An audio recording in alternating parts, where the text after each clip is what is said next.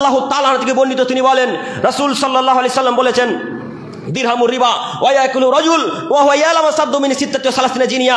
এ আদমের ছেলে মেয়ে শোনো, যারা সুদ খায় তারা তার মায়ের সাথে 36 বার জিনা করলে যত পাপ হবে তার থেকে বেশি পাপ হবে 1 টাকা সুদ খেলে।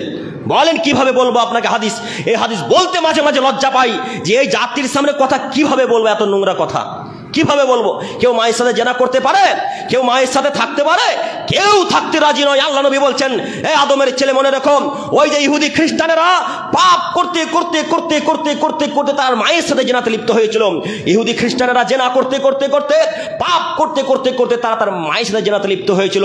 তারা খারাপ মনে করেনি। ঠিক তেমনই আমার উম্মতের কিছু সম্প্রদায়, কিছু লোক জেনা করতে করতে পাপ করতে করতে করতে করতে মায়ের সাথে জেনাতে লিপ্ত হবে, তারা পাপের কাজে মনে করবে না, এটাই সেই পাপ। দেখেন আপনি হাদিস ঠাকান না, কিভাবে ঠাকাবেন? আব্দুল করিমকে লাঠি দিয়ে ঠিকই মারতে পারেন, কিন্তু রাসূল সাল্লাল্লাহু আলাইহি ওয়াসাল্লামের বিরোধিতা করতে পারবেন না। আজকের পর থেকে এই গ্রামের মানুষকে অনুরোধ করে যাচ্ছি, কেউ বন্ধন কিয়ামত পর্যন্ত আর নেব না ইনশাল্লাহ। পারবো না ইনশাল্লাহ বলতে? বন্ধন আর নেব না ইনশাল্লাহ। 1 টাকা সুদ খেলে যত পাপ হয় 36 বার জেনা করলে তার থেকে বেশি পাপ হয়। ভুল হলো, 36 বার জেনা করলে যেই পাপ হয় 1 টাকা সুদ খেলে তার চেয়ে বেশি পাপ হয়। এটাই হচ্ছে মূলত হাদিস। আপনাকে আমি কি দিয়ে বুঝাবো বলেন?